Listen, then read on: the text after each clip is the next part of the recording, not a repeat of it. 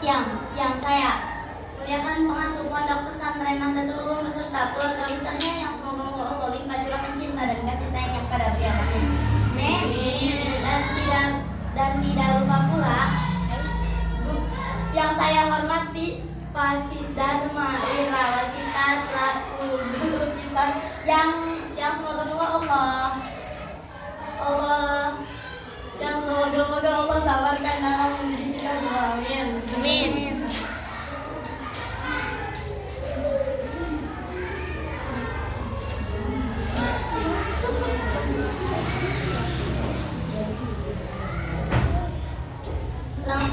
Langsung saja kita mulai acara ini dengan pembacaan Bismillahirrahmanirrahim. Acara yang pertama yang akan dibawakan oleh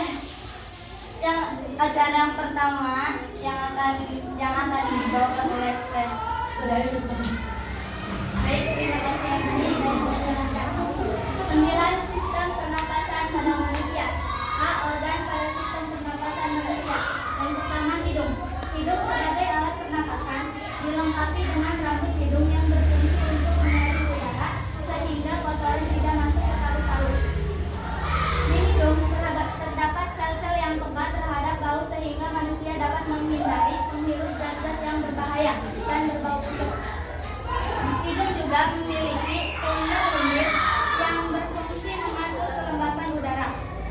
Oleh karena itu, sebaiknya kita bernapas melalui hidung, bukan melalui mulut. Karena pentingnya perantara hidung sebagai tempat masuknya pernapasan, bukan sebaiknya selalu bersih dan rambut hidung sebaiknya tidak dicukur. 2. Saluran pernapasan. Saluran pernapasan sering meliputi trakea, bronkus, dan bronkiolus. Fungsi saluran pernapasan adalah mengalirkan udara pernapasan dari hidung ke paru-paru. Di ujung frontal trakea terdapat tekak yang berfungsi membuka dan menutup saluran pernapasan. Pada saat makan dan minum, tekak menutup sehingga makanan dan minuman tidak masuk ke saluran pernapasan. Jika tekak tidak menutup dan kita akan tersedak. Oleh karena itu sangat disarankan untuk tidak berbicara saat makan. 3. Di laring terdapat pita suara sehingga kita dapat bersuara.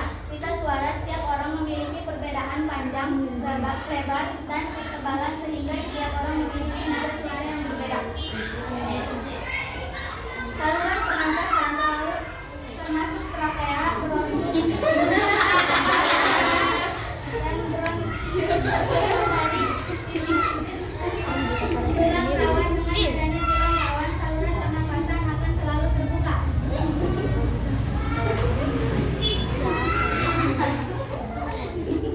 Dalam saluran pernapasan juga terdapat sel-sel bersili. Dengan adanya silia, saluran pernapasan sangat peka terhadap benda-benda yang asing yang memasukinya. Jika ada benda asing yang memasuki saluran pernapasan. 3. Paru-paru. Paru-paru manusia terbagi menjadi 2 bagian. Yang pertama, bagian kanan dan bagian kiri.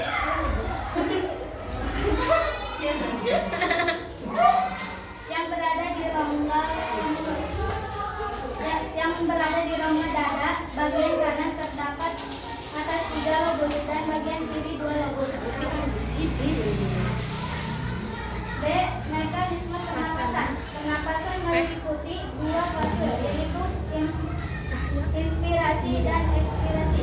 Pada fase inspirasi, kamu menghirup udara. Pada saat itu diafragma dan otot dada berkontraksi, rongga dan membesar, paru-paru mengembang dan udara masuk ke paru-paru, dan otot dada relaksi, rongga dada kembali normal. Ekspirasi atau proses mengeluarkan udara dari paru-paru. Sekali proses inspirasi dan sekali proses ekspirasi dihitung sebagai 1 kali pernafasan. Frekuensi bernapas dipengaruhi oleh beberapa faktor seperti aktivitas tubuh. D. Mekanisme pertukaran O2 dan CO. Pada intinya, pernapasan merupakan pertukaran oksigen dan karbon dioksida antara makhluk hidup dengan udara di lingkungannya. Tekanan oksigen, karbon dioksida, dan nitrogen di udara di alveolus dan jaringan tubuh. Tekanan ini tekanan MHG, udara atmosfer, dan alveolus jaringan.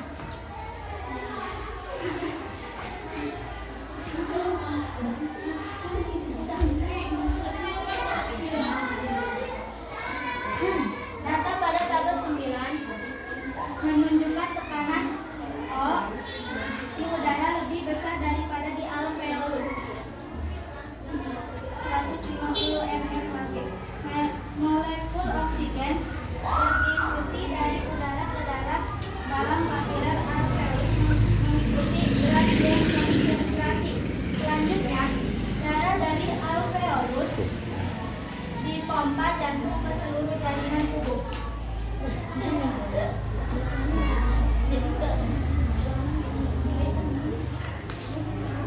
Oke, terima kasih. Dan penjelasan yang kedua yang akan dibawakan oleh Teh Jazira Zanzan. D. Frekuensi pernapasan. Orang normal bernapas 12 sampai 15 kali per menit.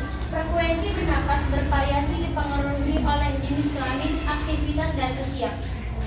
Pada umumnya, wanita memiliki volume paru-paru lebih kecil daripada pria sehingga frekuensi bernapasnya lebih banyak.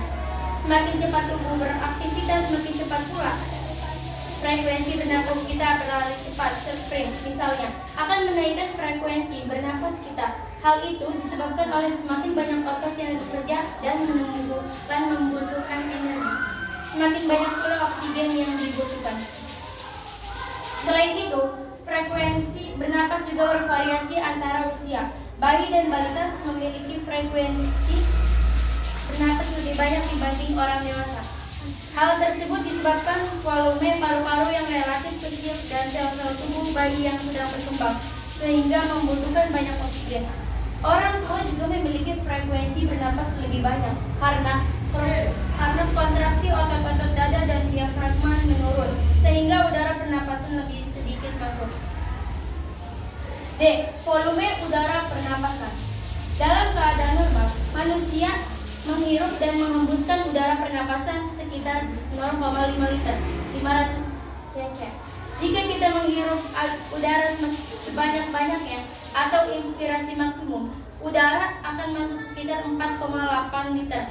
Jika kita menghembuskan udara sebanyak-banyaknya atau ekspirasi maksimum, akan keluar udara sekitar 4,8 liter. Di dalam paru-paru masih tersisa udara residu yang disebut UR sekitar 1,2 liter. Jadi volume total paru-paru kita adalah 6 liter. Kapasitas vital paru-paru kita adalah 4,8 liter sebagai udara yang dapat dimanfaatkan untuk pernapasan.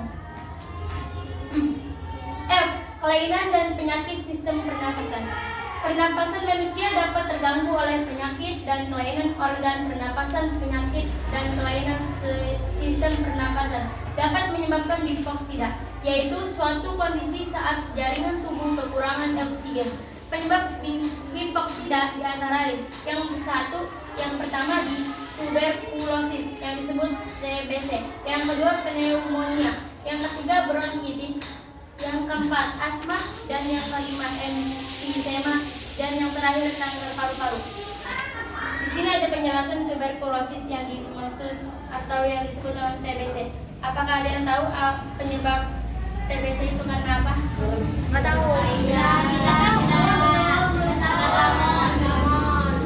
Tuberkulosis atau TBC disebabkan oleh bakteri Bacillus tuberculosis. Selain menyebabkan radang paru-paru, penyakit ini menyebabkan alveolus mengandung banyak cairan sehingga mengganggu proses difusi oksigen dan karbon dioksida. Dan yang kedua, pneumonia. Pneumonia dapat disebabkan oleh infeksi bakteri, virus, dan jamur. Infeksi tersebut menyebabkan peradangan pada paru-paru sehingga mengakibatkan cairan tertimbun di alveolus. Yang ketiga, bronkitis. Bronkitis Penyakit ini menyebabkan penyempitan saluran pernapasan. Penyakit ini dapat disebabkan oleh alergi. Yang keempat, asma. Penyakit ini menyebabkan penyempitan saluran pernapasan. Penyakit ini dapat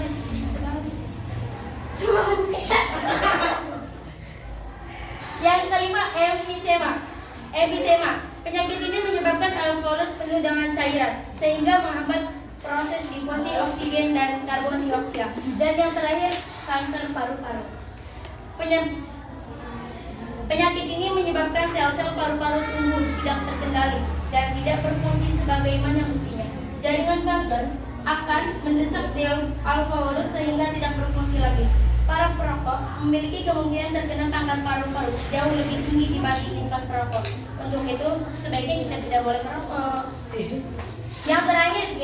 Pernapasan buatan. Pernapasan buatan dapat dilakukan jika korban tidak sadarkan diri. Sebelum melakukannya, kamu harus meminta orang lain untuk menghubungi layanan darurat terlebih dahulu. Pernapasan buatan atau bisa disebut CPR, cardiopulmonary resuscitation, sangat penting untuk menolong orang yang berhenti bernapas akibat kecelakaan, misalnya tenggelam atau pingsan.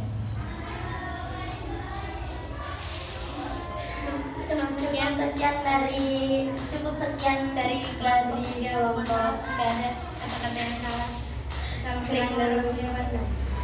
Mudik. Oke, langsung saya bahas. Yang pertama, presentasi kelompok 3 cukup baik. MC saya bahas, percaya dirinya cukup bagus. Kata-kata awal itu cukup bagus, cepat, tanpa celah kesalahan di awal, seperti itu. Gesturnya baik, diawali dengan bismillah. Harusnya basmalah tapi nggak apa-apa basmalah. Lalu teman-teman serentak membaca bismillahirrahmanirrahim, seperti itu. Acara yang pertama sampai 2 kali itu karena grogi, cuma nggak masalah. Oke, terima kasih. Ada dan lain-lain. Susunan acaranya udah cukup baik. Jadi untuk Robiatul Adawiyah, saya pikir udah berhasil menjadi MC hari ini. Oke. Yang lanjut kedua, untuk presentator pertama Sri Ayu Lestari, gestur baik. Yang saya kaget suaranya cukup bagus, terdengar bagus dan dihafal. Jadi tidak full book seperti itu. Percaya dirinya juga bagus. Kata-kata sulit dia bisa membacakan dengan baik. Saya pikir itu salah satu kekuatan dari Sri. Kata-kata bagusnya udah, kata-kata sulitnya diucapkan dengan bagus, itu sudah prestasi banget deh menurut aku kayak gitu. Lalu Jajirah Jamjami, yang pertama suara bagus, dari awal sampai akhir saya dengar suaranya tegas, itu bagus banget. Jadi kalau misalkan emang ruang kelasnya itu besar, lebih besar ini, suaranya pasti terdengar dengan baik kayak gitu. Gesturnya bagus, matanya bagus, percaya dirinya bagus. Volume atau volume? Volume. Kalau teman-teman volume. Nah, ya. Masa volume? Volume. Oke. Terus dilanjutkan dengan pertanyaan cukup baik. Untuk kelompok 3 dengan bab sistem pernapasan pada manusia mendapatkan nilai 87. Oke. Oke, makasih.